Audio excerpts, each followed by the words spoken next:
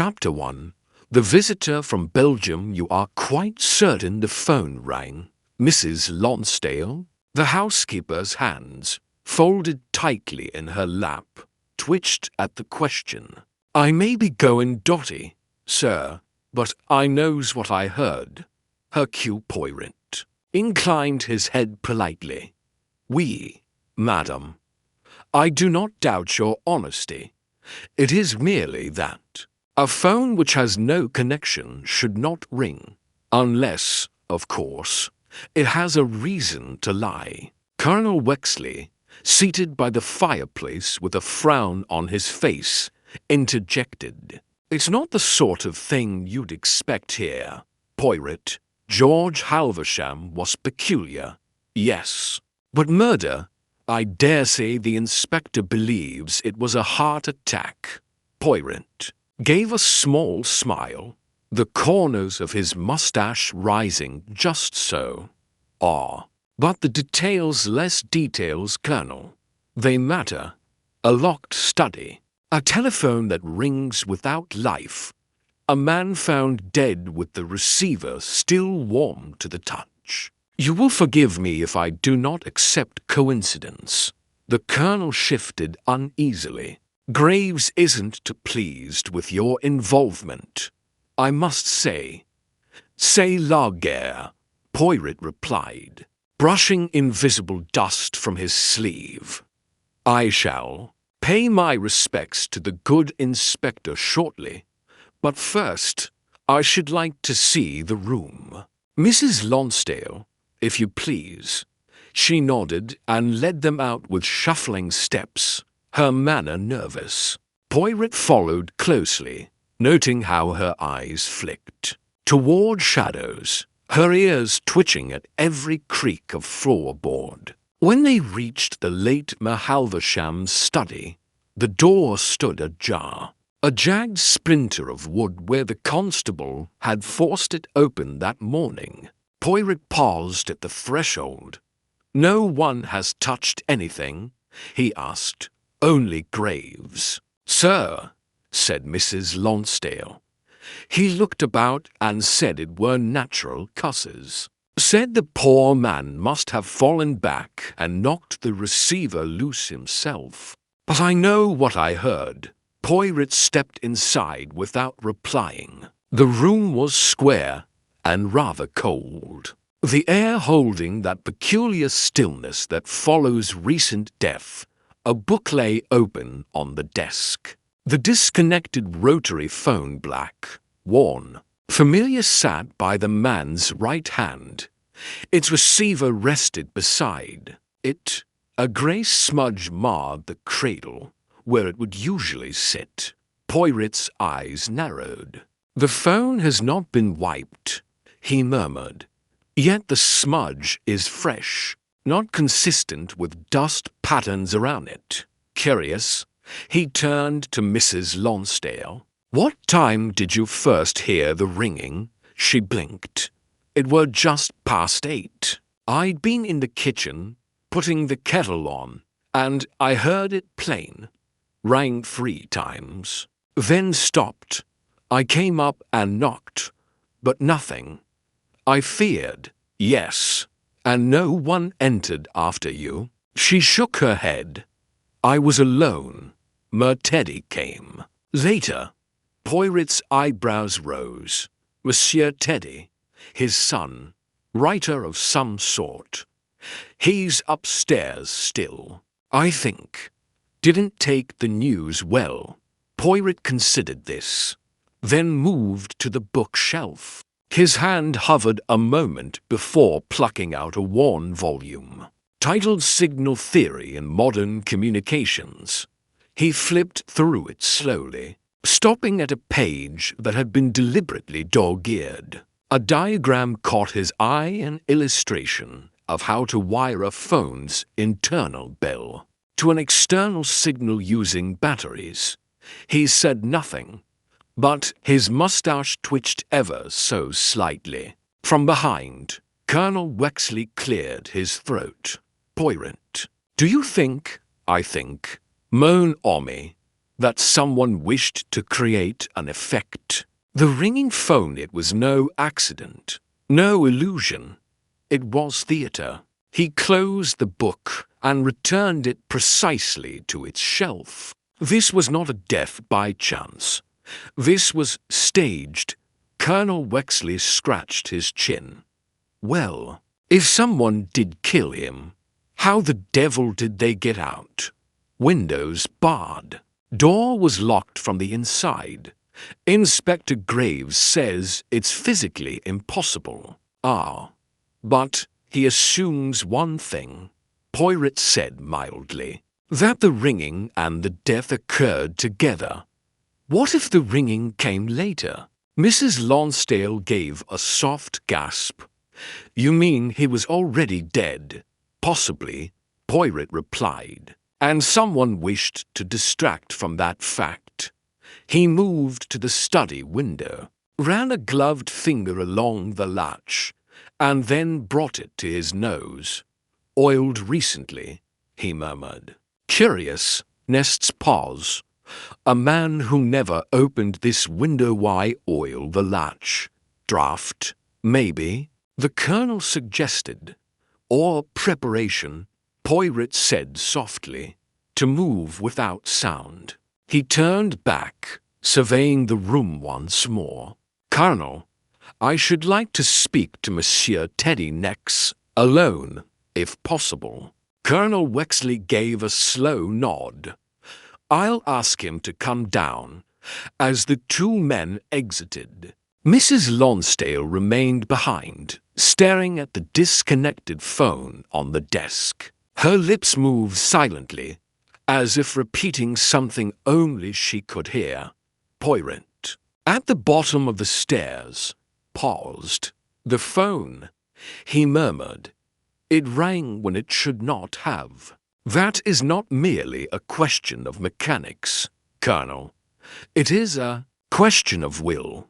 The colonel raised an eyebrow. You think someone wanted it to ring? Poirot smiled faintly. No, mon ami. I think someone needed it to ring. Just then, the faint creak of a stair above caught their attention. A slow tread. Poirot glanced up as Teddy Halversham descended, eyes red-rimmed, face taut. You wanted to speak to me? He asked. Poirot nodded. Indeed, monsieur. There are matters that require clarification. About your father, about the will, and perhaps, his voice light, but firm, about what you heard, or did not hear, this morning. Teddy's jaw tightened. I've nothing to hide. Bean, said Poirot, gesturing toward the drawing room. Then let us begin. Chapter 2. The room that shouldn't ring. I suppose you think I did it. Teddy Halversham said as he stepped into the drawing room, his arms folded tightly across his chest. Poirot studied him a moment before responding. Mon cher monsieur, I think. Only that it is best to begin with facts. Teddy gave a short laugh, bitter, humorless. Well, I didn't kill him. If that's what you want to hear.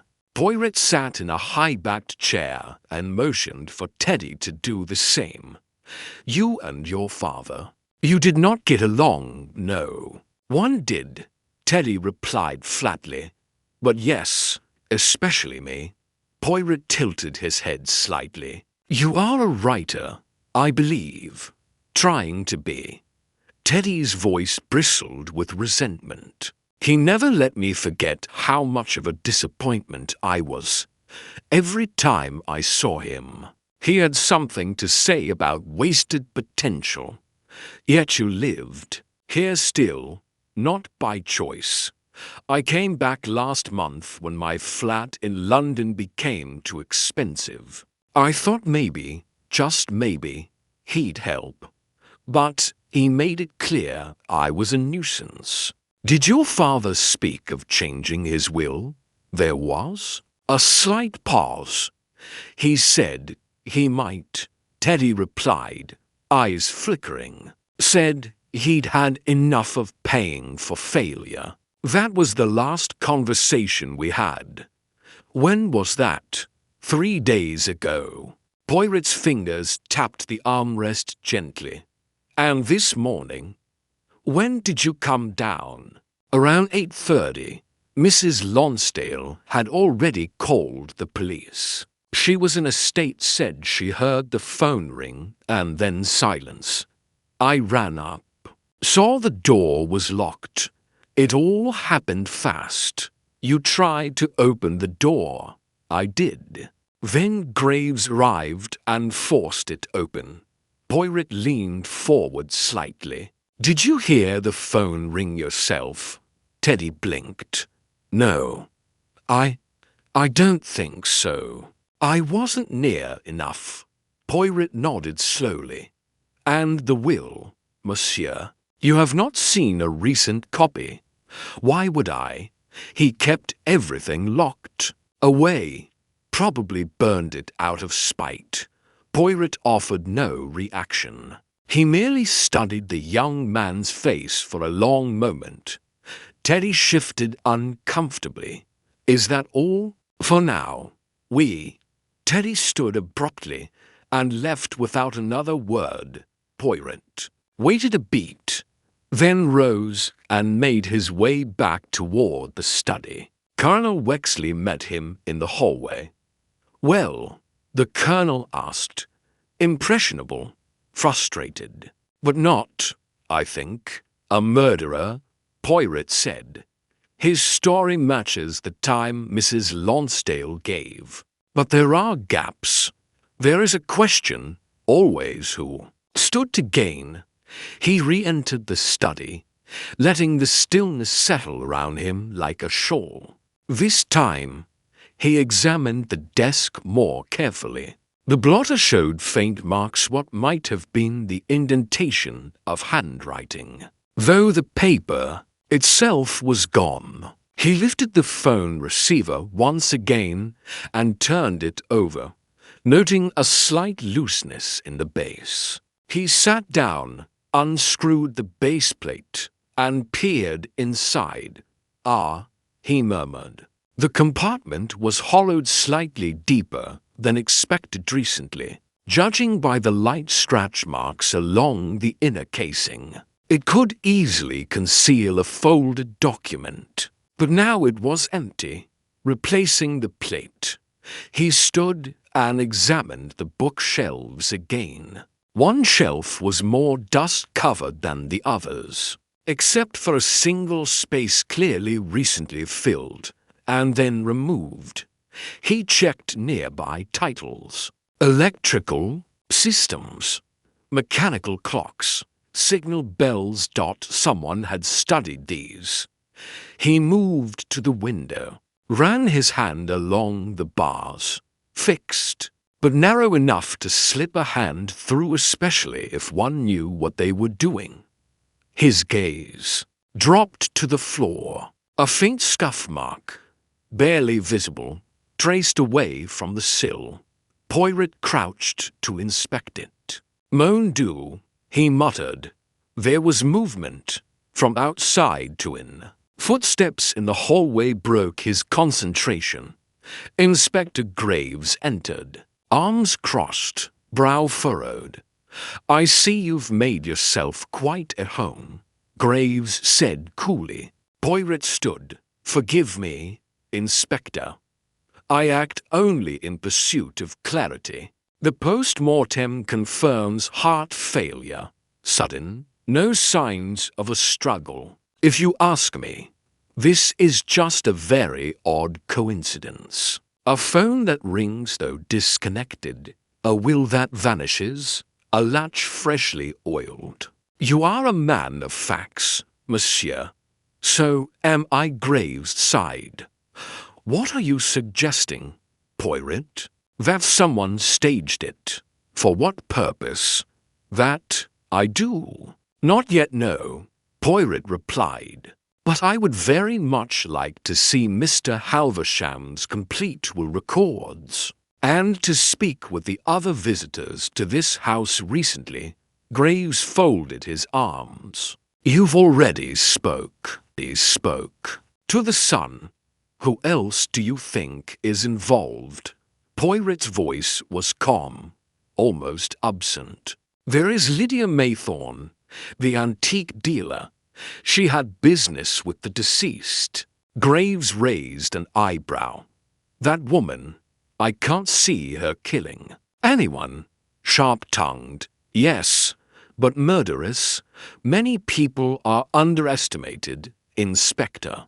Poirot said softly, especially those who rely on precision and timing for their trade. Graves exhaled through his nose. Fine, speak to her if you must, but don't stir up the village, not unless you find something concrete. Poirot inclined his head, naturally. As the inspector left, Poirot remained still for a moment. Then he turned once more to the study phone and lifted it to his ear. Silence. Dead. Yet this morning. It had rung 3 times. He set it down slowly, then walked to the window. The wind had picked up. Beyond the bars, across the garden, the hedge trembled slightly. Poirot's gaze lingered there. Thoughtful. Then he stepped back and said, very quietly, the room is silent now. But someone wanted to wake the dead. Chapter 3. The bitter son. Poirot found Teddy Halversham alone in the parlour, seated by the window with an untouched cup of tea growing cold beside him. His back was stiff, and the fingers of his right hand tapped ceaselessly against the armrest. Poirot did not speak immediately. He took the armchair opposite and folded his hands in his lap. You said your father threatened to change the will. He began gently. Teddy gave a short, humorless laugh. He didn't threaten, Monsieur Poirot. He declared it. Said I'd get nothing more from him until I became a man worth investing in. Poirot tilted his head. And you did not ask him to reconsider? I did, Teddy said through gritted teeth. I told him I was working on something new, novel. Better structure, better characters. He didn't care. He said writing was a hobby for people with talent, not a life raft for the lazy. Poirot observed him quietly. So you feared you would be cut off? I knew I would be, Teddy replied. That's why I was still here. I needed to convince him. Needed time, forgive me, Poirot said mildly. But I must ask, were you aware of any previous versions of your father's will? Teddy's eyes narrowed. Only that there was one. I assumed I was in it. I mean, he was still my father. Yet the will cannot be found. Maybe he destroyed it. Teddy muttered. He liked power games. This house, that locked study, it was all about control. Even in death, Poirot leaned back slightly. Do you recall seeing anyone else visit your father in the days before his death? Just Lydia. Came by the day before. They argued about something. I heard raised voices through the floor. Did you listen? Teddy shrugged. Not intentionally. But this place, the walls aren't exactly thick. She said something about a phone. He said, you shouldn't have lied to me. She stormed out after that. Poirot's brow furrowed. You've told no one this. I didn't think it mattered, Teddy said. Tone defensive. She's harmless, isn't she? That remains to be seen. Poirot rose slowly and walked toward the fireplace. His gaze drifted across the Montelpis photographs of a younger Teddy, a woman presumed to be the late Mrs. Halversham, and George himself, unsmiling. He noticed a matchbox lying slightly askew behind a porcelain clock. He opened it, empty. "You smoke, monsieur?" "No," Teddy replied, startled. "I mean I used to, but I quit months ago." Yet I noticed the faint scent of cigar smoke in the study. "Your father did not smoke either, none?" Teddy hesitated. "No, he quit years ago. Doctor's orders." Poirot replaced the matchbox and turned. "Then someone else has smoked there, recently." Teddy's expression darkened. "You think someone came in and staged all this maid?" The phone ring tampered with the scene. Poirot gave a small nod. "It is a possibility I consider most seriously." Teddy leaned forward suddenly, his voice low. "Do you think it was Lydia?" Poirot paused. "She had cause, none, and knowledge. She deals in items that rely on precision, electronics. And your father, it seems, was aware of a certain misrepresentation." "Then she had more to lose than I did," Teddy muttered. "Perhaps," Poirot said gently. "But motives are not solutions, monsieur. They are doors. One must still know what lies behind them." Teddy stood abruptly. "I don't know what else I can give you." "Only the truth," Poirot replied, "even in fragments." There was silence between them. Strained, Poirot picked up the photograph of George Halversham and studied the man's face. Sharp cheekbones, calculating eyes. A faint twist to the mouth, not a warm figure. "You said he never let you forget your failings." Teddy exhaled. "He told me once that failure was contagious, that I'd inherited it from my mother. She died before I could remember her, and yet he made her part of his every insult." Poirot gave a slight nod, then turned toward the door. "Merci, monsieur. I do not believe you killed your father, but I believe you feared you would be blamed." Teddy said nothing. Poirot paused. "If you recall anything more, no matter how small, come to me directly." Teddy gave a tight nod, and Poirot left him there, standing by the cold tea and the colder view of the garden. Downstairs, Colonel Wexley waited in the front hall, hands in his pockets. "Well, he is bitter, yes, wounded, certainly, but he is not cruel," Poirot murmured. "Not clever enough, perhaps, to arrange such theatrics as I suspect were employed." "Then who?" Poirot glanced upward, where the corridor narrowed into shadows. "Someone who feared exposure," he said softly. "Someone who wished to ring a bell where there should be silence." He turned toward the door. "I must speak with Madame Maythorne." The colonel raised an eyebrow. "You think she's involved? She sells stories for profit, not novels. But antiques, and sometimes stories, are what people most wish to protect or hide." As Poirot stepped out into the pale light, the breeze carried a low rustle through the hedges behind him. The study remained locked. Silent. But Poirot had begun to hear something else. Not the sound of a phone, but of a lie ringing clear beneath every conversation. Chapter 4.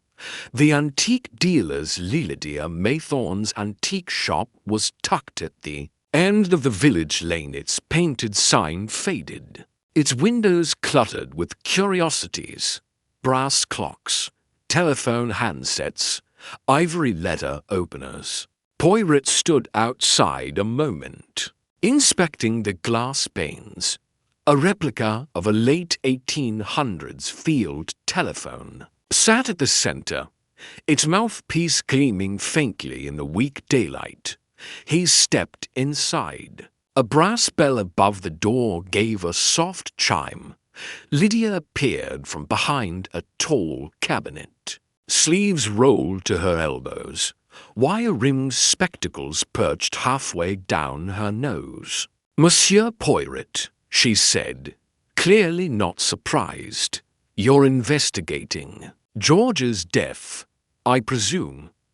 "I am here, madam, merely to ask a few questions."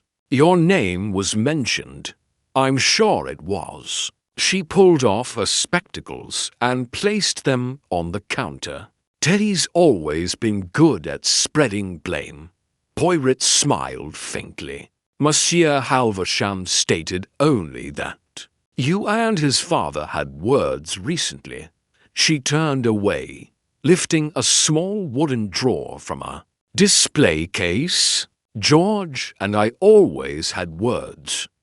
He enjoyed provoking people. It was how he measured power." "What of it? You visited him the day before his death." "I did," she said, tone even. "We discussed a recent transaction, a minor dispute, over authenticity, nothing unusual in our line of work." "And the nature of the item in question?" Lydia hesitated, then replaced the drawer with care. "A rotary phone. He sold it to me as wartime issue. I sold it to the Eastwood Museum for a tidy sum. They later found it had reproduction parts. George claimed innocence implied I was to blame." "And were you?" She turned, sharp-eyed. "Now, does it matter? George threatened to report me. I said he wouldn't dare. That was all. We shouted. Then I left." Poirot stepped closer to a display shelf. "I noticed your shop features many refurbished communication devices. I specialise in restoration, antique radios, clocks, phones. The craftsmanship fascinates me." "Indeed," said Poirot. He pointed to a coil of copper wire and a set of insulated pliers on a nearby bench. "These are not tools of display. They are tools of manipulation, madam." She laughed once, dry. "Are you suggesting I killed George over an argument about an old phone?" "I suggest nothing. I ask questions." Her smile faded. "George was a petty man with petty threats. He made enemies of everyone who ever trusted him. But I don't kill over business, Monsieur Poirot. I resolve my problems, like any other tradesperson with negotiation." "Yet your fingerprints were found inside the phone casing in his study." There was a pause. "I sold him that unit myself 2 years ago," she replied coolly. "Perhaps I handled it when it arrived. Perhaps he tinkered with it and forgot. Who keeps track of fingerprints after that long?" Poirot gave a slight shrug. "Curious, none? That the very phone your dispute involved, the very one used in this strange death, bears your touch." Lydia leaned forward, eyes sharp. "And yet, I didn't lock the door from the inside. I didn't vanish a will. I didn't make the phone ring." Poirot lifted a brow. "You assume it rang, for the first time." A flicker of something unease crossed her expression. "Mrs. Lonsdale heard it. But she is, as I'm told, rather hard of hearing, easily confused. What if the phone did not ring at all?" Lydia tilted her head. "Are you suggesting she imagined it? Or," Poirot said softly, "that someone ensured she heard exactly what they wanted her to?" She said nothing. Poirot gestured toward a box of assorted dials. "You possess the tools, the knowledge. George had threatened to expose you, and someone, madam, went to great lengths to create an illusion. She laughed again, though this time it came out flat. If I wanted to frighten George, I'd have filed a suit. I wouldn't have staged a ghost story. Yet fear, Poirot murmured, makes us act in ways we later deny. It is not the grand gesture, madam, but the clever lie that leaves the strongest trail. She crossed her arms. Do you have proof of anything? Or are we trading insinuations all afternoon? Poirot gave a gentle nod. Only one final question. Do you possess a battery pack or small timing mechanism that could be used to trigger an object, say a phone bell at a delayed time? Her eyes narrowed. I sell antique clocks. Of course I do.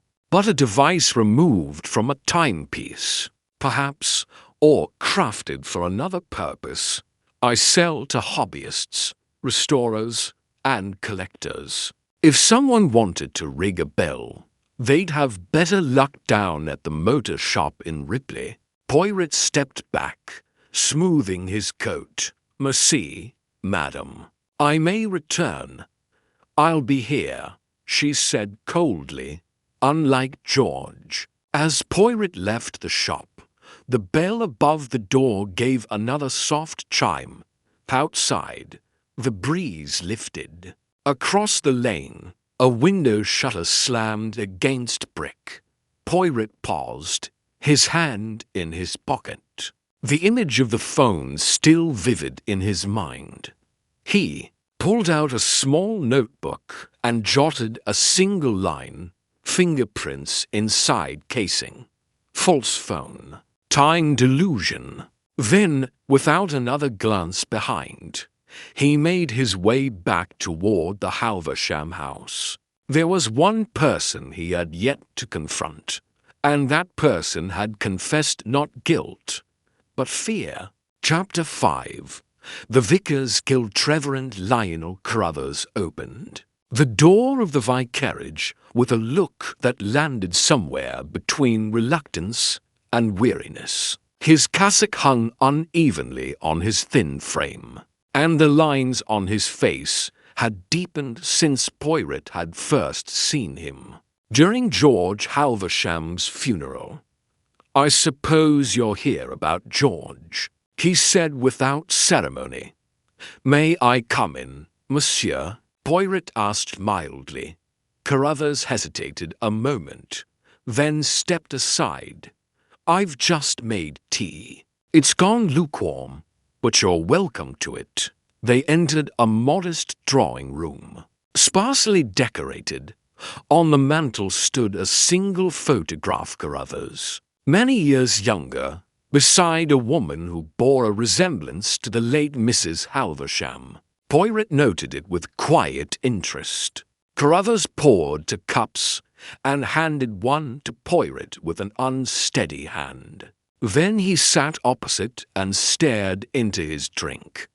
I should tell you now, he said. I visited George the night before he died.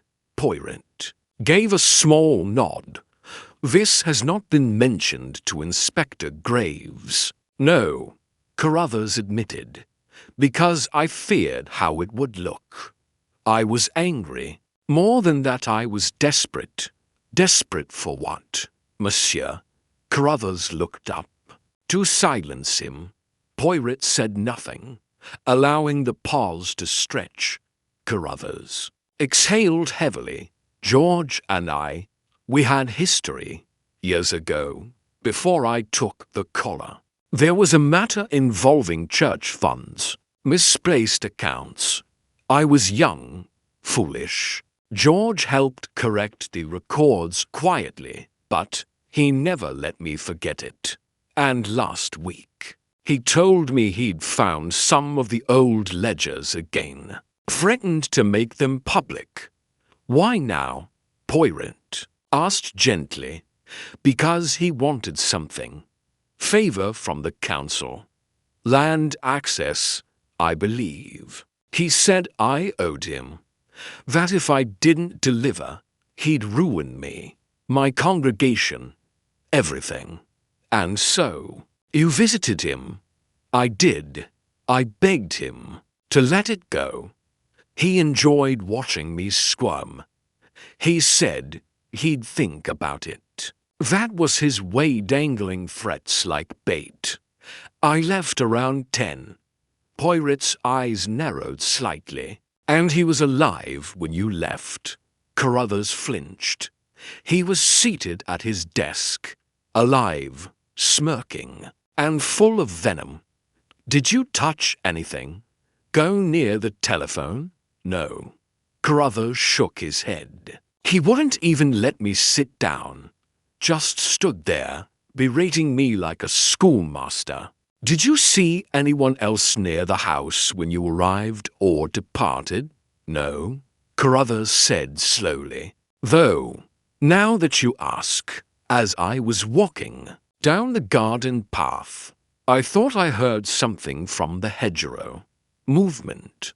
But I assumed it was an animal. Could you tell what direction it came from? Toward the eastern side of the house, near the study window. Poirot sat back. And you did not investigate. It was late. I was ashamed. I just wanted to get home. Poirot nodded slowly. And since then, you have remained silent. Carruthers lowered his head. I was afraid, not just of being blamed, but of what people would think. The vicar, blackmailed by the village miser. It would destroy everything. Do you believe George Halversham was murdered? Carruthers looked up sharply. Yes, I do now. It wasn't just his heart. He enjoyed fear too much. Someone finally returned the favor. Poirot sipped his tea, letting the silence settle. Then he asked, Did you notice the phone ring that evening? Or anything unusual in the room? Carruthers furrowed his brow. No ringing, just his voice. And the ticking of that awful wall clock. Always a second too fast. Poirot smiled faintly. Time, monsieur, always has something to say. Carruthers gave a hollow laugh. So you don't think I did it? No, Poirot replied. You are a man tormented by shame, not hate, and you lack the technical finesse this crime required. He stood, placing his untouched teacup gently on the table. I thank you for your honesty. Carruthers followed him to the door. You think it was Lydia? Poirot paused. Lydia had cause. She had knowledge. But knowledge, monsieur, does not always mean guilt. Others also had things to hide. Carruthers glanced away. Then you'd best uncover them quickly. The longer truth hides, the harder it is to bring it into the light. Poirot stepped into the fading afternoon sun. Then let us not waste time in shadow.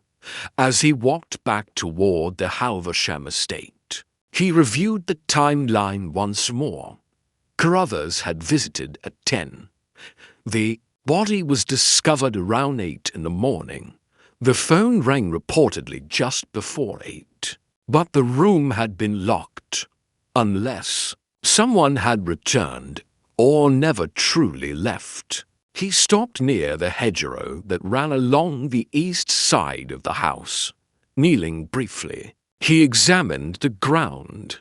The grass had been disturbed, recently flattened in a narrow path, then shifted again. By the wind, he glanced up at the study window.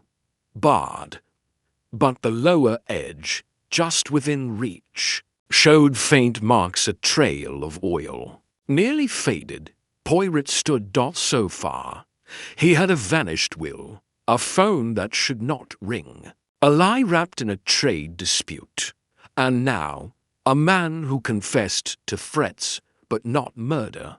Yet no one claimed to have seen the study window open. And still, someone had passed through Dot as he reached the house. Inspector Graves was waiting near the gate, arms folded. "Well?" Graves asked. "The vicar confess?" Poirot shook his head. "He confessed to fear, not violence." "Same as the rest of them," Graves muttered. "This whole village is a kettle ready to boil." Poirot's eyes narrowed. "And the steam? Inspector, will it rise quietly or whistle?" Graves gave him a sideways look. "You've something, haven't you?" "Not yet," Poirot replied. "But someone is lying. And lies, monsieur, always have fingerprints." Graves raised a brow. "And where do you plan to look next?" Poirot turned toward the high street, at the source of the noise. Chapter 6. A phone that cannot ring. Halversham's study had grown colder by the hour. Though the weather had not changed, it was a chill born not of climate, but of vacancy, a room emptied of its inhabitant, but not its secrets. Poirot closed the door behind him and crossed to the desk with quiet purpose. He did not rush. Precision mattered. He had returned not to observe, but to dismantle a lie. He sat in George Halversham's old chair, the leather creaking faintly beneath his weight. The disconnected phone sat before him, dull black and immobile. To anyone else, it was simply an object useless, mute. To Poirot, it was the central performer in an elaborate play. He opened his valise and removed a compact toolkit. With care, he unscrewed the phone's baseplate once more and examined the wiring. What he had seen before now required confirmation. The original wires had been clipped cleanly, deliberately. This phone had not been connected to the mains or any internal line in quite some time, and yet Mrs. Lonsdale had sworn it rang. A small copper coil was nestled inside the base, alongside what appeared to be a homemade triggering mechanism too, tightly wound springs, and a fragment of a battery housing. Poirot lifted it gently with tweezers. "Not standard," he murmured. "A time-delayed bell mechanism. Modified. Likely rigged to emit a short-ring cycle before exhausting the charge." He turned the casing over and examined the dust pattern again. The base of the phone showed smudges. New. Recent.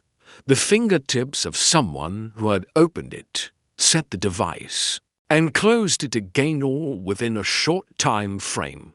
Lydia Maythorne had handled the phone in the past. Yes, but someone else had touched it in the last day or two. He dusted the inside of the case with a fine graphite brush. A partial thumbprint revealed itself. Smudged but intact, Poirot smiled faintly. Not the hands of time, but the hands of guilt. He jotted a note into his small black book. Homemade ringing device. Timed trigger. Phone incapable of external signal. No illusion. It was made to ring. Deliberately, he closed the phone and replaced it, then turned to the small shelf. Above the desk, on it were 5 books on signal engineering titles he had seen before. But now, he noted the dust layering more closely. One space was cleaner than the rest, and beside it was a small notch in the edge of the shelf wood compressed recently. He pressed lightly on the back of the shelf. A faint click. A panel swung open, a narrow cavity behind the shelf. Empty save. For a single object wrapped in brown paper. Poirot retrieved it and peeled the wrapping away with delicate fingers. Inside was a folded document. He opened it carefully. Last will and testament of George Halversham. Poirot scanned the lines. Quickly. The will was dated just 1 week prior.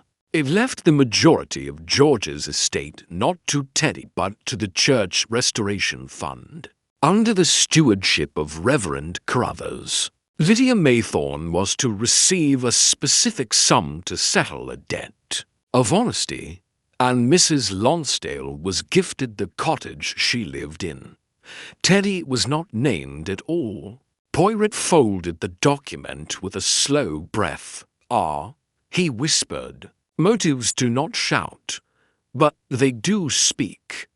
He returned the will to his coat pocket and stood, pausing to glance once more at the room.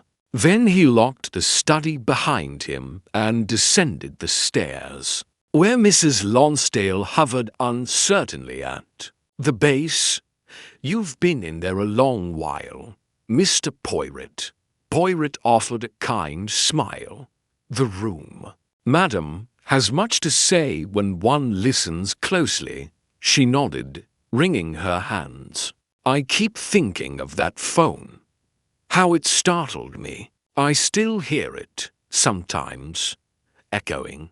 Madam, Poirot said gently, you are quite certain it rang 3 times, clear as a bell, and it had never rung before, never. Not once since Mr. Halversham had it moved from the hall. Said he wanted peace while working. Poirot's eyes softened. And yet, on the very morning he was found, it did. Yes, she said, voice low. It did. He gave a small bow. Thank you, madam. Your ears, though weary, are most reliable. As he stepped outside, Colonel Wexley approached from the gate, his face tight. I've just come from Lydia's shop, the colonel said quietly. She's gone. Gone. Packed up suddenly, left a note on the door. Said she'd be away on urgent business and not to expect her back until next week. Poirot's mustache twitched. An inconvenient coincidence. None? Graves says she's making herself look guilty. She has cause, perhaps, but she did not conceal the will. Wexley frowned. You found it. Poirot said softly, hidden in the study behind a false panel. A clever hiding place, but not clever enough. And Teddy? The colonel asked. Poirot looked toward the house. There is more to learn from Monsieur Teddy, and from the past. We are not at the end, Colonel. We are only now brushing the veil aside. He pulled his coat tighter round him. The wind had picked up again. Someone, he murmured, rang a bell not to wake the house but to mislead it. Wexley looked at him askance. You mean the ringing wasn't a message? Poirot's eyes glinted. No, mon ami. It was a misdirection. Chapter 7. The locked study. It was early evening when Poirot returned to the Halversham house for the 3rd time that day. The light was thinning, filtering through the hallway windows in long, golden streaks that softened the air but did not warm it. He passed Mrs. Lonsdale with a nod. She said nothing, only glanced at the study door as if it might ring again on its own. Inside the study, Poirot moved with deliberate steps. This time, he brought a measuring tape, a magnifying glass, and a candle stub. He set them down on the desk, then walked to the door and closed it softly behind him. Locked from the inside, that they had all agreed upon. The brass bolt had been slid home when the door was broken open, the key still in the lock on the interior side. But how could a murderer stage such a thing? Unless the door had been bolted from outside after the fact. Poirot turned the handle once more, then examined the bolt mechanism. Old, but smooth. Recently oiled, just like the window latch. He took out his magnifying glass and peered at the tiny screws in the metal plate. One had the faintest nick along the edge. Poirot turned slowly toward the window. The bars outside were solid, yes, but a slender hand might reach through, perhaps not far, but just enough. If the bolt were loosened beforehand, he walked back to the desk and took the candle stub. He lit it, held the flame near the bolt, and waited. A faint sheen glistened. Vaseline. He said softly, or machine oil. Someone prepared this bolt to slide with little effort. He reached into his valise and removed a length of thin wire. He stepped outside, closed the door behind him, and began feeding the wire beneath the gap between the floor and the bottom edge of the door. Inside, he could still see the bolt's position through the glass pane above Dot with gentle movement. He twisted the wire upward, catching it against the base of the bolt's knob. He jiggled it lightly, then pressed forward. Click. The bolt slid shut. He opened the door and retrieved the wire. So, he whispered, it could have been done from outside, provided the bolt was oiled and the murderer was prepared. He turned toward the desk. On its surface sat the now reassembled phone, the modified bell mechanism hidden within, timed to ring after the murderer had gone. He sat, opened his notebook, and began reconstructing the final timeline. 10 p.m. Reverend Carruthers visits George Halversham. Leaves after being threatened. 10:15 to 11 p.m. Unknown figure re-enters or remains in the study. Sets the phone's timed device. Oils the door bolt. Possibly hides the will. 11:30 p.m. George Halversham dies, likely of a heart condition, exacerbated by a shock or sudden distress. 8 a.m. The phone rings. Mrs. Lonsdale hears it. The door is locked. George is found dead. But who had access to the room in that silent window? He had ruled out Carruthers to shaken. To open, Lydia Maythorne was clever enough, had the technical skills, and had argued with George. But she had left town, and that, Poirot reflected, was precisely the problem. Only someone with guilt would flee, or someone afraid of being framed. He stood and crossed to the bookcase again. A trail of dust led down the right edge, not from frequent use. But one recent movement, the hidden compartment, had been disturbed only once. No fingerprints on the outer surface. Someone had worn gloves, but not when opening the phone. He opened his notebook again and underlined the last entry. Partial thumbprint. Left-handed. Teddy Halversham was left-handed. Poirot had seen it when the young man signed his name on a condolence register. The morning of the funeral. He had a motive cut out of the will. He had opportunity living under the same roof. He had knowledge of his father's routines, his tempers, and, perhaps, the location of the original will. And yet Poirot hesitated. Teddy had been volatile, yes, but anxious, defensive, not calculating, not cold. The murder had required planning. Timing. Technical preparation. Poirot looked again at the locked window. Someone who knew how to make a mechanism ring without wires. Someone who could oil a bolt without leaving a mark. Someone who wanted to cause a stir, not just a death. To ring a phone to frighten, to delay discovery. To lock the study and hide the will. Lydia. But why had the will benefited her? Unless she had found it and panicked. Poirot turned, then froze. The fireplace, unlit for days. He crouched and examined the grate. Ash. He reached in, pulled out a fragment of scorched paper. The ink had run, but a single line remained. My son, Edward Halversham, bequeath. Poirot's breath slowed. So there had been two wills. One naming Teddy. One replacing him. And someone had tried to destroy the earlier one but failed to burn it entirely. His eyes narrowed. Lydia had no reason to burn the original.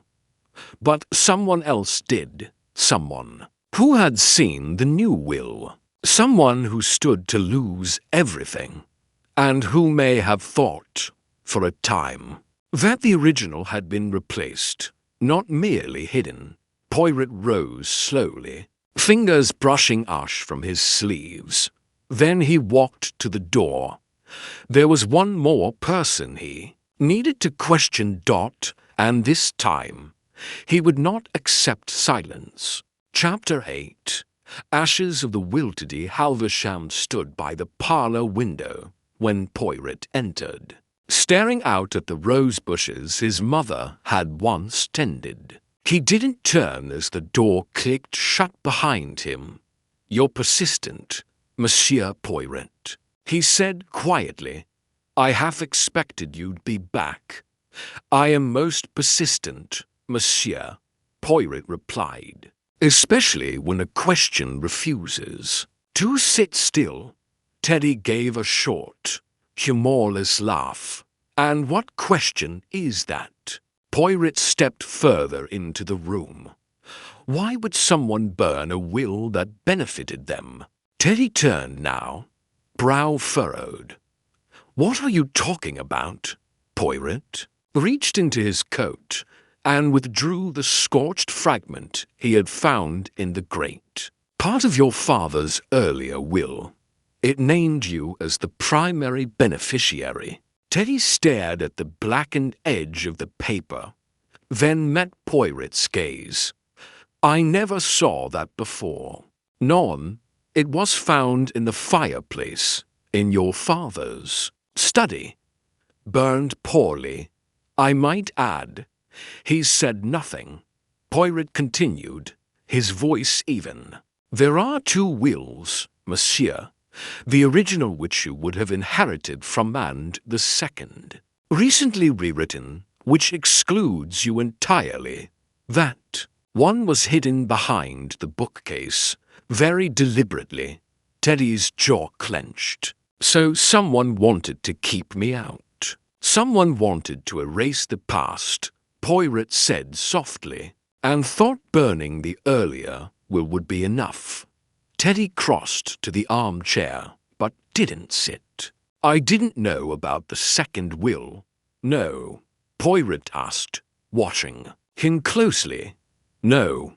The reply came sharp now, defensive. "My father never told me anything. I assumed foolishly. I admit that I was still in his plans. But it wouldn't have surprised me to be written out." He hated failure. Poirot moved to the small table near the fireplace and set the burnt scrap down. "Tell me, Monsieur, where were you after Carruthers left that night?" Teddy hesitated. "In my room. Upstairs. Alone?" "Yes." "Did you go down again?" "No." Poirot lifted a brow. "Then how did your muddy boots leave faint tracks in the hallway the next morning?" Teddy's eyes widened slightly. I went outside briefly, early, before. Everything, for what purpose? He swallowed. To smoke. I didn't want Mrs. Lonsdale to see.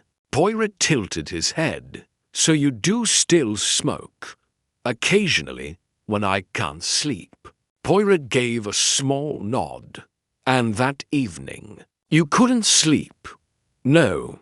You heard nothing. Heard nothing. No, Teddy repeated. But this time his voice wavered. Poirot stepped closer. You did not hear your father arguing with someone, or the door closing, or the sound of the latch? Teddy looked down. I heard him talking. Late. Raised. Voice. I thought it was another phone call. Yet the phone was disconnected. Teddy looked up. I didn't know that. None. Poirot said gently. But you did know he was angry. You feared what he might do. Perhaps. You came down to speak with him. I didn't. Poirot paused, then reached into his notebook and removed a small card. You are left-handed, monsieur. Teddy blinked. Yes. What does that have to do with anything? A partial print, left in the phone casing, from a left thumb. That could have been from anyone. It could. But Lydia Maythorne is right-handed. Carruthers, too. Mrs. Lonsdale does not enter the study, and your father, by all accounts, preferred pens with his right hand. Teddy took a step back. So you think I rigged the phone? That I killed him? Poirot raised a hand. I think, monsieur, that you were desperate. You found the new will. Perhaps you had an argument. Perhaps he told you that you were out for good. But I do not think you are a killer. Teddy sank into the armchair now, all energy draining from his frame. I found the will, he said softly. 3 nights ago. I was looking for his bank ledgers. He wanted me to calculate some property figures. I shifted the wrong book and found the compartment. I read it. Poirot waited. He gave everything away. Teddy went on. Even the cottage. Nothing for me. Nothing. And I thought, maybe the old one still counted. Maybe. If no one saw the new one, you tried to destroy it.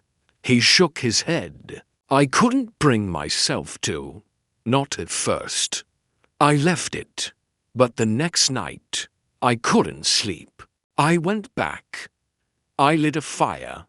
But when I opened the panel, it was gone. Poirot's gaze sharpened. Gone? Yes, someone had already taken it. Poirot stepped back. And so, you believe the original was still valid? That burning it would protect your place? Teddy nodded slowly.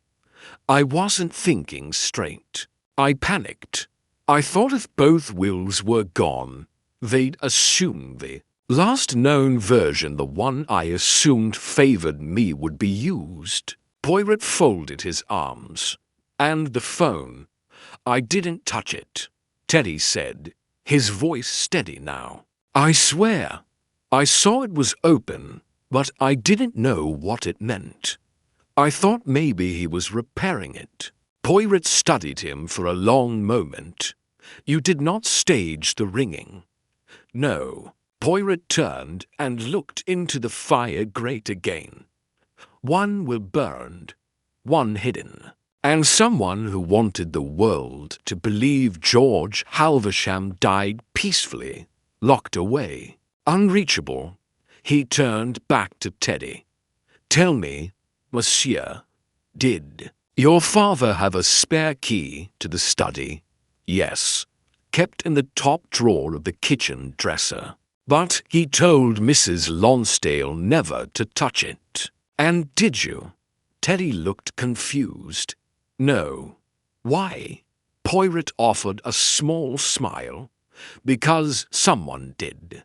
And now I believe I know who. Chapter 9. The disappearing Keith kitchen of the Halversham house bore the quiet orderliness of Mrs. Lonsdale's steady hand. Copper pans hung from hooks above the stove. A row of polished canisters stood like sentinels on the shelf.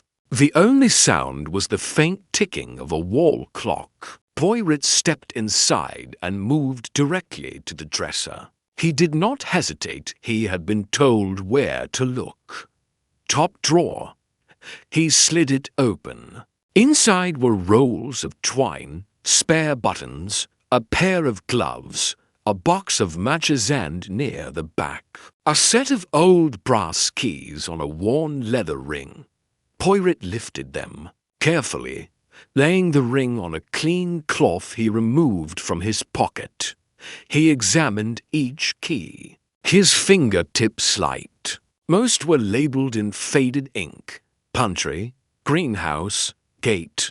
One, however, was unlabeled. It was smooth, polished from handling, slightly bent near the shaft, as if it had been forced into a tight lock. Poirot turned it over once, then twice. Mrs. Lonsdale's voice sounded behind him. "I thought I heard someone come in." He turned. "Ah, madam, I trust you do not mind my curiosity." She smiled faintly. "You've looked in every other room. I don't see why the kitchen should be sacred." Poirot held up the key ring. "You keep these in order?" "Yes." Mr. Halversham insisted on it. "I'm the only one who touches that drawer." "Always?" Her smile faltered. "Well, almost. I suppose Teddy used to now and then, when he was younger. And George, well, he'd fumble through it when he forgot something." Poirot nodded. "And this key?" He held up the unlabeled one. "Do you know its purpose?" She frowned. "That's odd. That used to be the old study key. I thought it was thrown out." "Thrown out? Yes, years ago. When the Halversham had the lock replaced, said the bolt was enough. He told me to discard the spare. I must have forgotten." Poirot held it to the light. "It's been used recently. I can see the wear, and the dust inside the drawer disturbed only around this key." She took a step forward. "I haven't touched it in years, but someone has," Poirot said softly. "Quite recently. Likely within the last 2 nights." Mrs. Lonsdale looked troubled. "Who would have even known it was there? That," Poirot said, "is the question." He returned the key to the cloth and folded it gently. "Do you recall if Lydia Maythorne ever entered the kitchen?" "Once or twice," she said slowly. "When she visited, she always brought biscuits in a tin. Said they went well with her tea." Poirot gave a faint smile. "And the Reverend?" "Rarely. He drank tea like it was medicine. Said he preferred his own brand." Poirot's expression remained calm, but his mind sharpened. It was not Lydia. The prints on the phone casing didn't match, and the Reverend had no technical knowledge to rig a timed device. But someone had not only found the hidden will but known enough to remove the key, enter the study, lock it from the outside, and leave the illusion of isolation. A soft voice interrupted his thoughts. "Mr. Poirot?" It was Mrs. Lonsdale again, hesitating near the door. "There's something I didn't tell you earlier." Poirot turned gently. "Go on, madam." I remembered something strange from the morning we found Mer Halversham." She twisted, her apron in her hands, "when I opened the door and saw him sitting there. I told you I heard the phone ring." "Yes?" 3 rings, Poirot said. She nodded. But what I didn't say was, I thought I heard a second sound, a scraping, just as I was opening the door. Faint, like metal against wood. Poirot's eyes brightened slightly. From where? Behind me. Toward the stairwell. Not inside the study. No. Behind me. Poirot nodded slowly. Merci, madam. You are most helpful. He stepped past her, up the stairs, taking them 2 at a time. But silently, the upper landing was quiet. The hall stretched ahead, ending near Teddy's room. But that was not where Poirot turned. Instead, he moved toward a door at the other end, the small guest room used only occasionally. He opened it slowly. Inside, nothing seemed out of place. A tidy bed, a wardrobe, a chair by the window. But Poirot crossed directly to the wardrobe, opened it, and peered inside. Shoes. 5 pairs, all men's. 3 with hard leather soles. 1 pair, scuffed and pale workman's boots. And the 5th black Oxfords, lightly dusted with ash. Poirot bent down, brushed the side, a thin smear of soot. He reached inside and pulled out the right shoe. On the heel a small fiber, burned wool. He smiled, then turned abruptly as footsteps approached behind him. It was Inspector Graves. You've been busy, the inspector said, arms folded. Oui, Inspector. But now I believe the key has revealed its keeper. Graves glanced at the shoe Poirot held. Whose are they?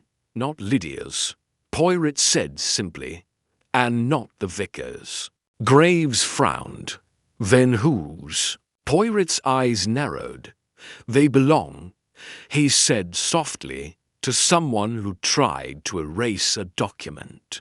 Misdirect suspicion and seal a door not with force, but with silence. He replaced the shoe and turned to the window, watching the first hint of dusk settle over the village. The murder, Inspector, was no crime of passion. It was rehearsed. Chapter 10. The man in the hall. Hercule Poirot did not sleep that night. Instead, he sat in his small rented room at the village inn, his hands neatly folded over a sheet of paper on which he had scribbled a single phrase, footsteps. In silence, he read it again, letting the weight of each word settle. In the case of George Halversham, nothing had been loud, not the crime, not the motive, not even the aftermath. It had been a silent performance, a murder dressed as natural. Death, a phone ringing from a disconnected line, a room locked without a key. And now, shoes with soot on the heel, tucked in a wardrobe rarely used. By morning, Poirot was already at the Halversham house again, pacing the front path when Inspector Graves approached, coat collar upturned against the wind. You've got something more, Graves said, watching him carefully. I have a picture forming, Poirot replied. Not yet complete, but one that suggests the killer did not act alone, not in heart, at least. Graves frowned. A conspiracy? Poirot shook his head. No. Mon ami, a single act, performed in solitude but shaped by years of resentment, of silence. He turned toward the house. I must speak to Mrs. Lonsdale once more. They found her in the parlour, polishing silver with dutiful precision. Madam, Poirot began gently, I wish to ask about the man who used to visit your employer quietly and without announcement. She paused, then lowered her cloth. You mean Mer Armitage? Graves blinked. Who's that? The estate solicitor, she said. George always called him for private matters. He'd come through the back, use the study for an hour, then leave. Poirot's eyes lit faintly. When did you last see him? 2 weeks before Mr. Halversham died. Did he leave anything behind? She frowned. A folder, maybe. Slim. Red. I dusted around it later. Poirot exchanged a glance with Graves. It was not among the study documents when I searched. They left the parlour without another word. Back in the study. Poirot moved swiftly to the bookcase again, but this time not to the false panel. Instead, he examined the bottom shelf. One book had been replaced awkwardly, a slim volume titled Modern British Trust Law. It leaned slightly, as if returned in haste. Poirot pulled it free, and there, behind it, was a red folder. He laid it on the desk, opened it, and began to read. Inside, a copy of George's newly signed. Will a note in George's hand, to be delivered by Lydia, should anything happen, and at the back. A sealed envelope. Poirot turned it over. On the front, in large, shaky writing, to be opened in the presence of Inspector Graves only. Graves took it from him, broke the seal, and read dot as he reached the second page. His eyes narrowed. By the end, he looked up slowly. Well, he said, that changes things. Poirot nodded once. Graves held the letter against his chest.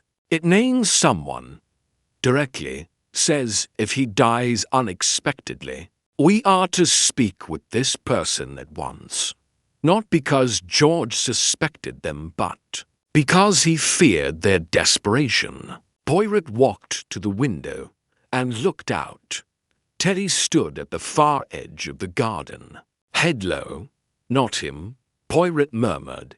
He is tangled in guilt, but not the thread that kills. Graves cleared his throat. It names Douglas Finch. Finch? Poirot turned sharply. Caretaker of the church, Graves explained. Works with Crothers. Lives near the chapel. Was dismissed by George over a property dispute last year. Poirot's mind ran quickly. Finch had knowledge of the village. Access to both the Halversham estate and the Vicarage. He would know the habits of all involved. And if Lydia had trusted him with the revised will, but he'd redistrialized George. Was cutting out old allies. Does Finch know about the phone? Poirot asked. Graves nodded slowly. His father was a linesman. Finch used to repair the signal bell system in the vestry. Built timers to alert Crothers when service was about to begin. Then he could easily construct the device. Poirot murmured, and he'd have known where the spare key was, too. Graves added, his wife worked here before Lonsdale. Poirot turned, his face now alight with certainty, and he would know to use Teddy as a convenient scapegoat. All he had to do was take the new will, hide it, trigger the illusion, and wait. Graves was already moving toward the door. Let's pay Mr. Finch a visit. But Poirot held up a hand. Not yet. Let us watch first. The man who acts in silence will not respond well to noise. But if he believes himself safe, he will return, perhaps, to remove the final piece. Graves looked at him. You want to bait him? Poirot's eyes glinted. No, Inspector. I want to let him bait himself. That night, Poirot waited inside. The study, the curtains drawn, the lamp extinguished. Graves was hidden in the corridor. Wexley waited by the back entrance. At exactly 2 in the morning. The latch clicked. Poirot tensed. Soft steps moved across the hall, measured, confident. A silhouette appeared at the door. It paused. Poirot watched, breath still. A gloved hand reached forward and slid the bolt open from the outside. Poirot stepped into the light. "Bonsoir, Monsieur Finch." The man froze, his eyes wide. The silence broke. Chapter 11. A confession of quiet things. Douglas Finch did not flee. He stood motionless in the doorway, hands still on the bolt, as if by staying still he might remain unseen. But Hercule Poirot stepped forward, and behind him came Inspector Graves, calm and steady as a shadow. "Shut the door, please, Mer Finch," Graves said. "We'd rather not wake the household." Finch obeyed, slowly. The door clicked shut behind him. "I suppose," he said after a moment, "there's no point pretending I was just passing by." "No," Poirot said gently. "Not at this hour. Not with gloves in June." Finch looked older than his years, his thin frame hunched slightly, the lines around his eyes drawn deep, as though carved by old regret. "I didn't mean to kill him," he said. Poirot nodded, but said nothing. "I only wanted the will," Finch went on. "Just that. He wasn't supposed to die." Graves stepped beside him. "Start at the beginning." Finch let out a long breath. "Lydia asked me to keep the new will. George didn't want it with the solicitor until he was certain. Said he might change his mind again. So he gave it to her, asked her to deliver it only if anything happened. Lydia didn't want to be the messenger, so she passed it to me. I locked it away in my cupboard in the vestry." He rubbed the back of his neck, suddenly small in the lamplight. "Then I heard whispers that George had changed it, that he was leaving money to the church. Lydia confirmed it. I couldn't believe it after what he did to me." "You were dismissed," Poirot said. Finch nodded. "After 22 years. He accused me of selling scrap from the rectory roof when it was his own builder who ordered it removed. But George wanted someone to blame. Always did." Graves's voice was low. "So you planned revenge?" "No," Finch said quickly. "Not revenge. Just balance. I thought if I took the new will and burned it, the old one would stand. Teddy would inherit, and Teddy would help me. He said he would, once he had the funds." Poirot folded his arms. "But you did more than burn a document, monsieur." Finch's hands twitched. "I went to the house late after Carruthers left. I knew the kitchen door. I'd fixed the latch once. It still didn't catch properly. I used the spare key from the top drawer still there, just like always. I unlocked the study. George was there, half asleep in the chair. I didn't even think he noticed me." "You took the will?" Graves asked. "Yes, from behind the shelf. I'd seen him hide things there before." Poirot's tone softened. But something changed. Finch's eyes flicked to the desk. He woke up, looked right at me, asked what I thought I was doing, and, panicked.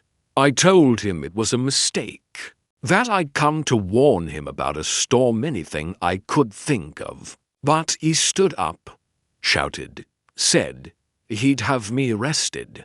Said I was stealing from him again. Poirot's voice was low, and your heart turned cold. Finch closed his eyes. No, no, I swear. I just wanted to leave.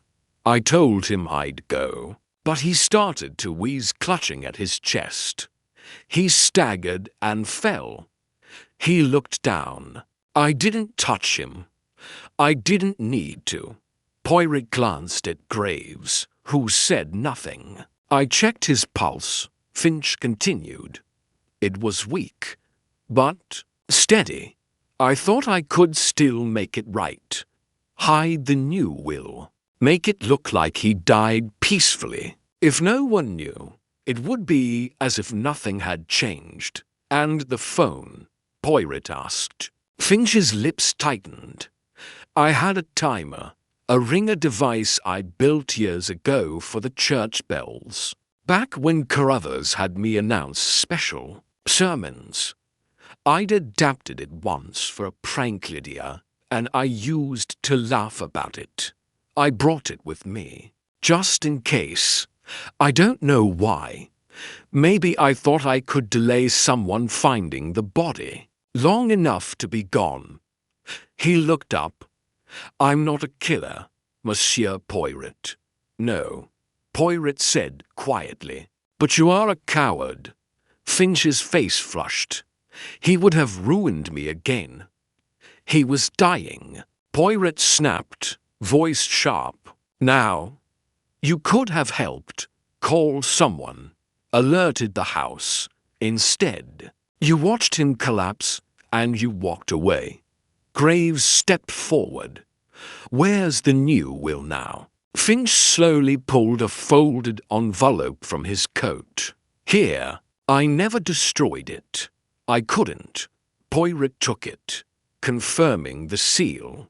Your guilt, he said softly, was greater than your anger. Graves placed a hand on Finch's shoulder. You'll have to come with me now. Finch did not resist. As they reached the door, he turned to Poirot once more. Do you think it matters now whether the phone rang or not? Poirot regarded him. It matters, monsieur, because a lie disguised as silence is still a lie. And you built an entire illusion around one ringing note. Graves opened the door, and together they stepped out into the early grey light of dawn. Poirot remained behind Dot in the quiet study, surrounded by cold books and the empty chair where a man had died. He touched the phone once more. Dot, no longer a mystery, just a relic of manipulation. Dot, and at last silent. Chapter 12. A house rearranged in mid-morning. The Halversham house was unnaturally quiet. Word of Douglas Finch's arrest had not yet reached the village. But inside the old walls of the house, every occupant seemed to move with careful deliberation, as if the air itself had thickened. Hercule Poirot stood in the sitting room, glancing once at the mantel clock before turning to Inspector Graves, who waited at the door. They are assembled, Poirot asked. Graves nodded. Everyone you asked for. Even Lydia returned this morning. Trusbeen. Poirot murmured. Let us begin. They entered the drawing room together. Lydia Maythorne sat near the window, arms crossed, her eyes fixed on the carpet. Teddy stood by the fireplace, hands shoved deep into his pockets. Reverend Carruthers, in his collar and coat, sat straight-backed but pale. Mrs. Lonsdale hovered near the door, her face unreadable, but her fingers nervously twisting the edge of her apron. Poirot stepped into the center of the room and cleared his throat.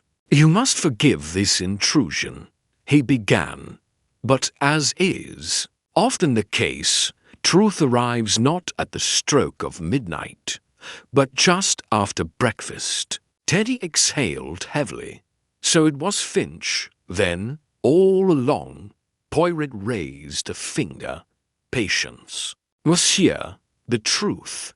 She is delicate. She must be unwrapped like a letter, one line at a time. He walked slowly before them, eyes sweeping over each face. George Halversham was not a man of many friends.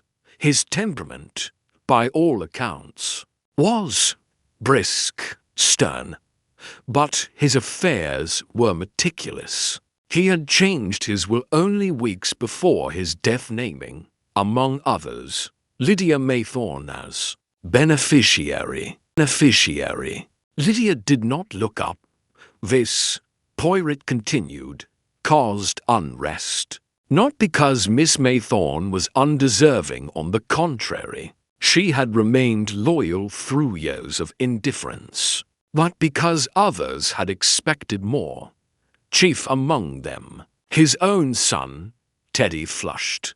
I've told you already I didn't kill him. No, monsieur, Poirot said gently. You did not. But you did try to erase the new will, believing the old one would secure your future.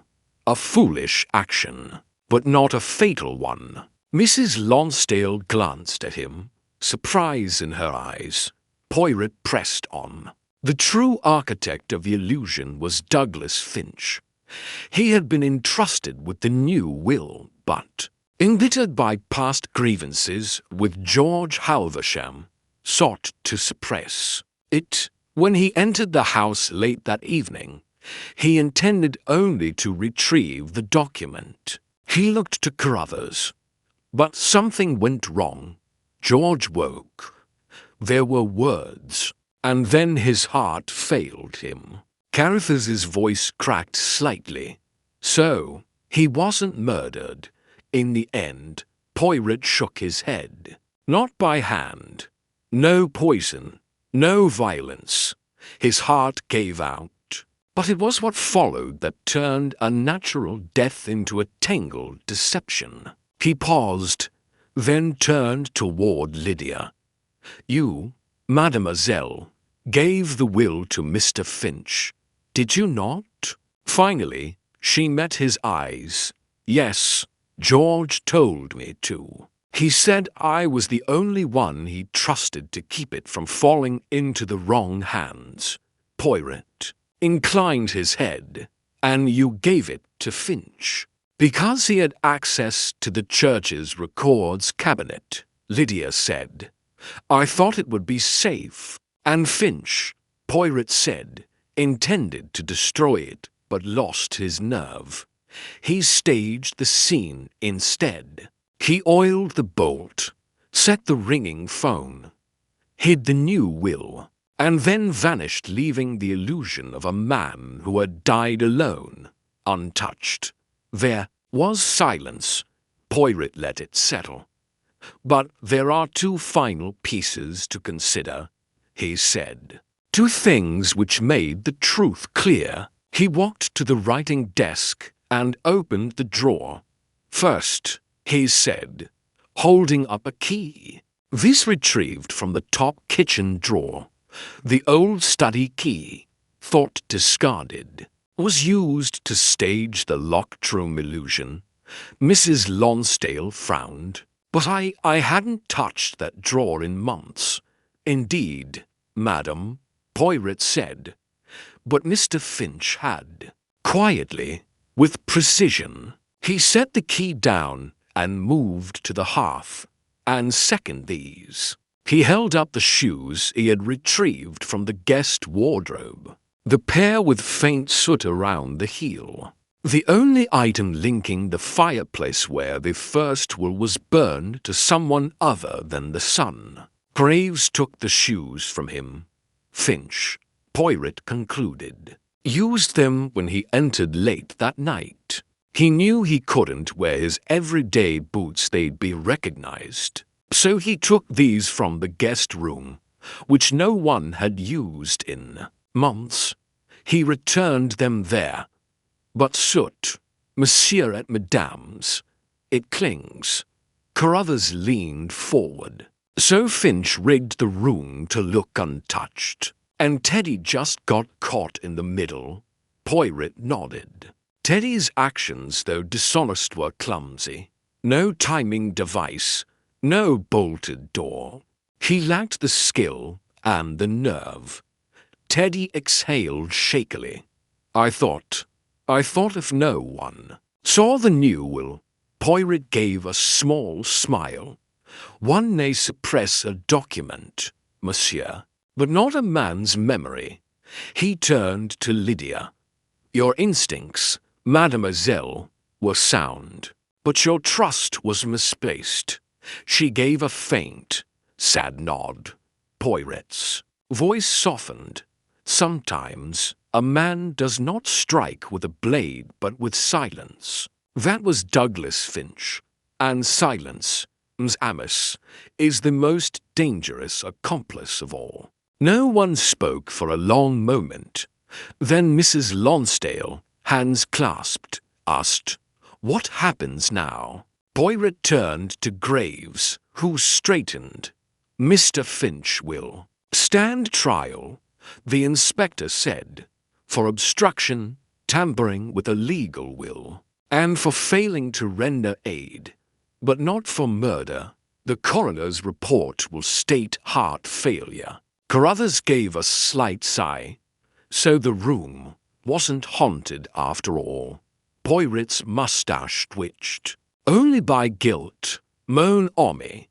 He turned toward the door, his task complete. Outside, the morning sun had finally begun to rise above the hedge, casting sharp shadows against the gravel path, and for the first time in days, the Halversham house felt honest. Chapter 13. The final note of air in the study had changed. It was no longer thick with questions or quiet accusations. The storm had passed. Yet Hercule Poirot lingered not out of indecision, but out of instinct. Some threads in a tapestry, he knew, must be tugged even after the image had fully revealed itself. He stood alone at George Halversham's desk. The others had dispersed. Graves had left to file his final report. Lydia had withdrawn to the garden, unreadable behind her sunglasses. Teddy had vanished to the orchard. Mrs. Lonsdale had returned to her routines with silent relief. Poirot, however, remained. The drawers of the desk had been thoroughly searched before. Yet, as he ran his fingers lightly along the inner panel of the uppermost drawer, he noticed something, a groove, a faint seam barely visible to the eye. He pressed against the back. A soft click. A hidden compartment slid open with a quiet breath of stale air. Inside, a single folded page, yellowed with age and bound by a simple red ribbon. Poirot drew it out carefully and unfolded it. The handwriting was unmistakable. George Halversham's, sharp, firm, but fraying slightly at the edges. It was dated 18 months prior, to be opened only in the event of my death and only by the one who truly understands why I've lived the way I have. If that is you, then perhaps you have already solved the greater puzzle. There is something I never told Lydia, something I never told Teddy, and perhaps I never had the courage to face it myself. I loved once, desperately, but she left, not by choice but by fate, and all that remained of her was a letter and a child. Teddy was not hers, but Lydia was. Poirot stopped. The words shimmered slightly before him. He read on. I was ashamed, not of her, but of how I'd treated her, pushing her away, fearing gossip, fearing judgment. She came here in service, and I dismissed her with coin, never admitting the truth. But I watched Lydia grow. She stayed in the village, took work wherever she could. And though I never called her my own, I made arrangements behind her back. Funding for her education, letters to vouch for her employment. When I fell ill last year, I decided enough. She would have what was hers, not as charity, but as justice. If she learns this after I am gone, so be it. Perhaps it is best. But I hope she understands. I am sorry, and I am proud. George Halvershampoit read it again, slowly, as if testing. The ink for truth, a note not meant for courtrooms, not for inspectors, but for those who needed to know. He folded it once more and slipped it into the inside pocket of his coat. He stepped out into the hall and, after a moment's pause, crossed to the garden.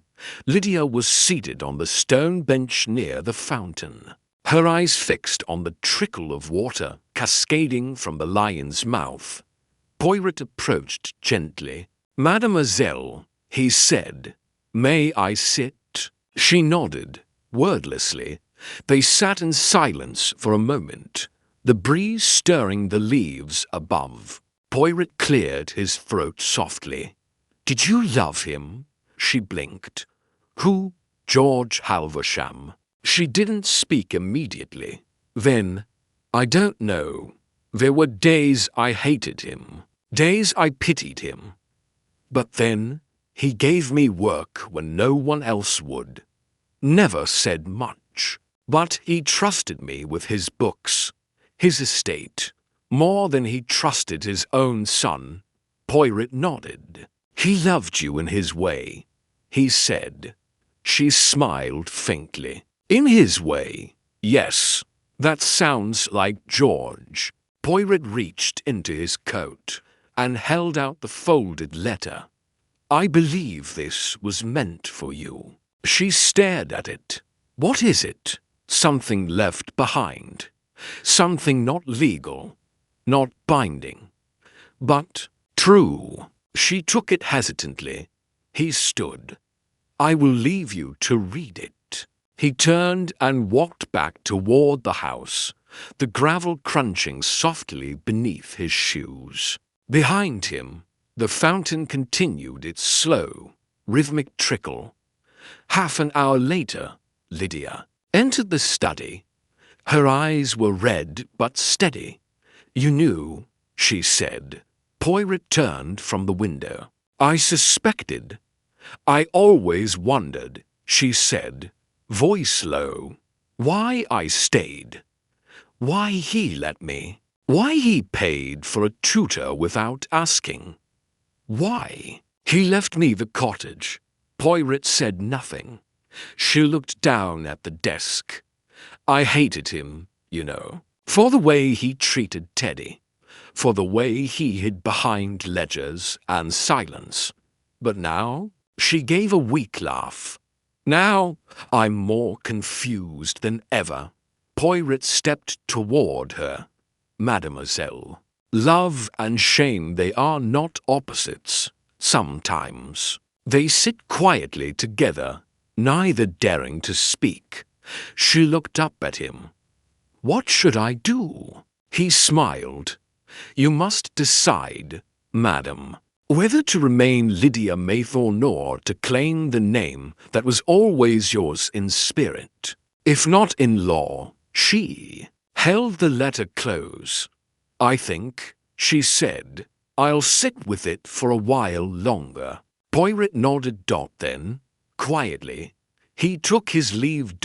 As he stepped out into the village lane, suitcase in hand, the clouds broke at last. A sliver of sun painted the rooftops in gold. Poirot glanced back at the Halversham house. It no longer looked cold, just old. And perhaps finally at peace. Chapter 14. Echoes from the Vicarage church bells struck noon as Hercule Poirot made his way up the gravel path toward the vicarage. The village had returned to its usual pace, slow, deliberate, and half-curious. From a distance, one might never guess that a deception so quiet had recently shaken its stillness. Poirot reached the vicarage door and knocked, gently, with 2 knuckles. Moments later, it opened. Reverend Carruthers stood there, his robe slightly askew, a teacup in one hand, a puzzled look in the other. "Monsieur Poirot," he said, stepping aside. "I thought you'd left." "Not quite yet," Poirot replied. "I have one more loose thread to examine, and I believe you, Monsieur le Vicaire, may hold it." Carruthers raised an eyebrow but gestured. Him inside, the sitting room was modest, with a faint smell of old pages and wood polish. Books lay in small towers on every surface, as if someone had intended to tidy them, but lost heart halfway through. Poirot declined the offer of tea and instead took the seat by the hearth. Carruthers lowered himself opposite, folding his hands carefully. "So, what thread remains?" Poirot looked at him directly. "The phone." Carruthers tilted his head. "The one in the study?" Poirot nodded. You see, monsieur, something has continued to trouble me." Finch set up a timer to ring the phone as a decoy. "That much we know. But Mrs. Lonsdale reported hearing the bell ring 3 times that morning. And yet," he paused, "there was no one near the phone at the time. Finch was long gone. Teddy was still asleep. Lydia and the Reverend were walking from opposite sides of the garden. The phone rang, as if cued. Carruthers waited. Poirot continued, "And yet, Reverend, it was you who found the phone disconnected after the fact." Carruthers nodded slowly. "Yes, I touched it only after you'd examined the desk. But you noticed the wire was loose." "A mere observation." Poirot leaned forward. "Monsieur le Vicaire, I have no doubt about Finch's actions, but the timing of the ringing exactly as Mrs. Lonsdale approached the door is too precise. It did not serve Finch's escape. He was already gone. So who activated the ring?" Carruthers's expression darkened slightly, like a cloud drawing over his otherwise composed face. Poirot's voice dropped. "It was you, was it not?" The vicar inhaled slowly, then set his teacup down with a faint clink. "I did not know he was dead," he said, "only that something was amiss. I saw the door bolted. I heard voices that night, one angry, one quiet, and in the morning I passed the window and saw him in the chair." He clasped his hands tightly. "I thought he might have finally lost his mind. Or worse, passed out drunk." Poirot's brow twitched. "So you triggered the ring to draw attention?" Carruthers gave a slow nod. "Yes, I had built the timer mechanism with Finch years ago, in the vestry, for fun, really. I found the old bell box in the chapel's cupboard a few weeks before, and realized it was gone again, just after George died, and you suspected Finch of something. Not murder, just meddling. But I feared scandal. The church had suffered enough rumor." Poirot leaned back, arms crossed. "So you timed the phone to ring at a precise moment just before Mrs. Lonsdale approached, hoping someone would notice. I thought the sound might shake someone from inaction." that if George was still alive, someone would knock or enter, that the illusion would collapse. Poirot was silent a moment. And did you ever open the door yourself? Carruthers looked down. No, I could not bring myself to do it. Poirot sighed. You let others walk into the mystery while you stood just outside of it. Carruthers winced at the truth. Do you think that makes me complicit? Poirot tilted his head. No, monsieur, but it does make you a mirror of George Halversham, himself watching, observing, and choosing silence when the moment called for courage. The vicar looked up, startled. Poirot rose. Silence, Reverend, has been the loudest accomplice in this affair, from George's hidden past, to Lydia's inheritance, to your own hesitations, and, as I said before, it is always the silence that kills, not always the hand. Carruthers stood as well, his posture more upright than before. Will you tell the authorities? There is no crime in caution, Poirot said, only in concealment. You did not stage a murder. You merely rang a bell that needed ringing. He moved toward the door, then paused. There is one favor I ask, however. Carruthers nodded. Anything. Write to Lydia. Poirot said softly, not as a priest, but as a man who knew the truth before she did. Tell her what George could not, and tell her that faith sometimes hides in quiet corners. Carruthers looked down, his throat tightening. Yes, I will. Poirot stepped into the corridor. And, monsieur, he added, turning once more, perhaps next time, knock on the door yourself. Outside, the bells had fallen silent again. Poirot walked slowly down the lane, cane tapping lightly on the earth, his mind at rest. A quiet case, he thought, a ringing phone, a bolted door, a family rearranged like furniture in an old house, not torn apart, just turned slightly toward the light. Chapter 15. The door left open. The day of Hercule Poirot's departure arrived with little fanfare. He packed his valise with slow, methodical care, folding his garments with symmetrical precision. Outside the window, the village continued its quiet rhythm, children chasing a ball down the lane, a farmer's cart rattling over the stones, and the distant sound of church bells soft this time, not urgent.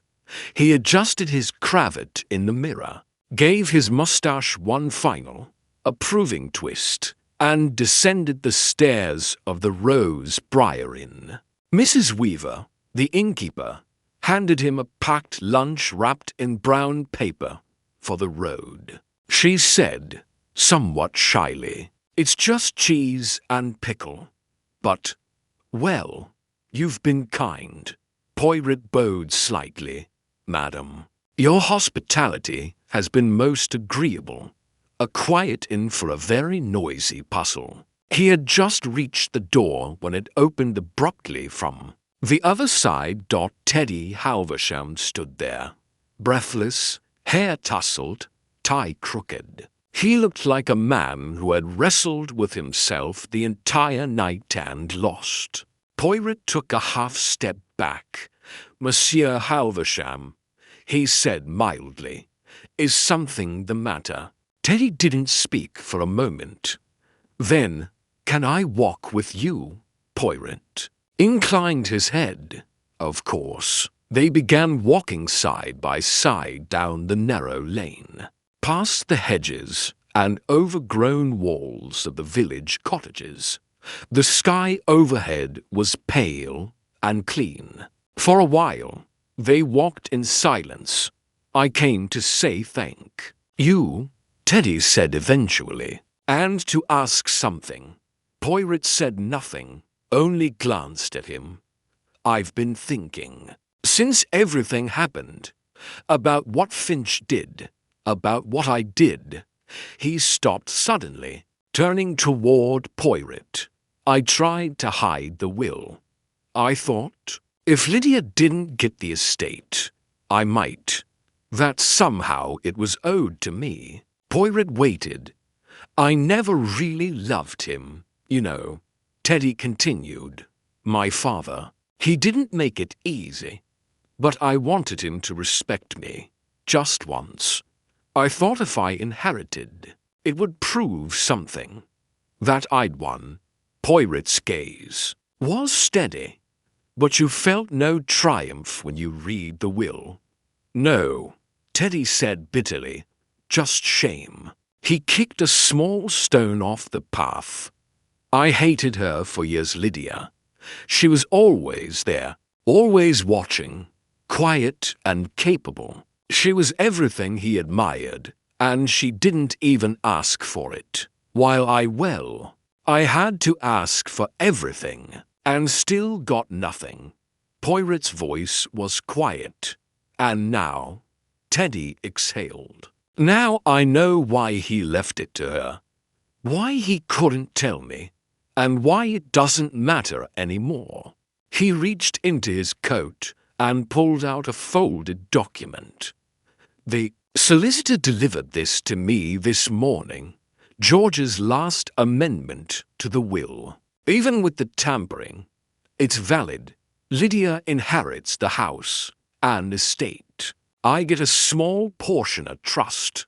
Poirot nodded. He did not abandon you, monsieur. He merely saw the future more clearly than the past. I hated him for what he didn't give me. Teddy said, now I think I'll hate him for what he tried to give too late. Poirot stopped walking and turned to him fully. You are not alone in that. Many people perhaps most miss the moment to say what matters. George Halversham was no worse than the rest, only quieter. Teddy looked at him. Do you think he regretted it? Not telling me. Not telling her. Poirot considered. Regret, monsieur, is not always shouted. Sometimes. It is left behind like a letter in a drawer, unsent, but written nonetheless. Teddy nodded slowly.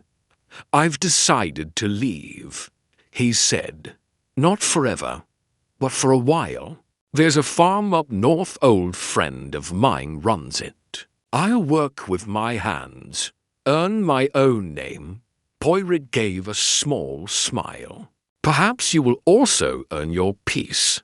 They resumed walking, reaching the small stone bridge that marked the edge of the village. Poirot paused there, setting his valise down and taking in the scene one last time.